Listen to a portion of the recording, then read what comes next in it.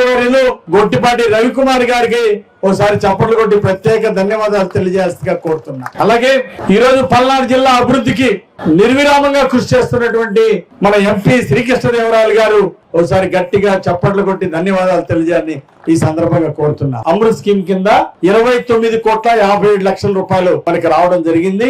దాంతో పాటు UIDF scheme లో గ్రాంట్ లో 210,34,00,000 మొత్తం 239,91,00,000 అంటే సుమారు 240 కోట్లు. ఈ రోజు శాశ్వత మంచినీటి పథకం NSP మెయిన్ కాలం నుండి దొండపాడు చెరువు మీదుగా అండర్ గ్రౌండ్ పైప్ లైన్ లో పొల్యూషన్ లేకుండా అండర్ గ్రౌండ్ పైప్ లైన్ లో నేరుగా సింగర్ చెరువు తీసుకురావడం, సింగర్ చెరువును కూడా 3 చెరువులు కలిపి పెద్ద చెరువుగా అభివృద్ధి చేయటం. ఒక్కసారి నీళ్లు నింపితే చెరువులో 6 నెలల పాటు ప్రతిరోజు మంచినీళ్ళు ఇవ్వడానికి వీలుగా ఈ పథకాన్ని తీర్చిదిద్దడం ఎంతో అభినందనీయం. ప్రతి కుటుంబానికి రోజుకి 135 లీటర్ల చొప్పున ప్రతి కుటుంబానికి అందించే విధంగా ప్రతి రోజు మంచినీళ్ళు ఇచ్చే పథకాన్ని ఈ రోజు మనం శంకుస్థాపన చేసుకున్నాం.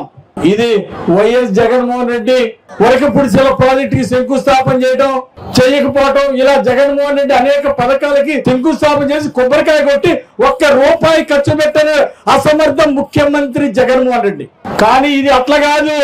ఈరోజు చంద్రబాబు గారి ద్వారా కేంద్ర మన ప్రధానమంత్రి మోడీ గారి సహకారంతో ఈ రోజు ఈ నిధులు వచ్చినాయి. ఎంపీ గారి కృషితో ఈ రోజు చంద్రబాబు గారు రాష్ట్ర వ్యాప్తంగా 281 ప్రాజెక్టులు ఇలాంటి మున్సిపాలిటీలన్నీ కూడా పూర్తి చేయాలని అనేక మంచినీళ్ళ ప్రాజెక్టు గ్రామ సీమలకి గాని మున్సిపాలిటీలకు గాని మొత్తం 281 ప్రాజెక్టులు పూర్తి చేయాలనే సంకల్పంతో 10,319 కోట్ల అంచనా వ్యయంతో ఇలాంటి ప్రాజెక్టులు పూర్తి చేయాలని ఈరోజు ప్రభుత్వం ముందుకెళ్తా ఉంది.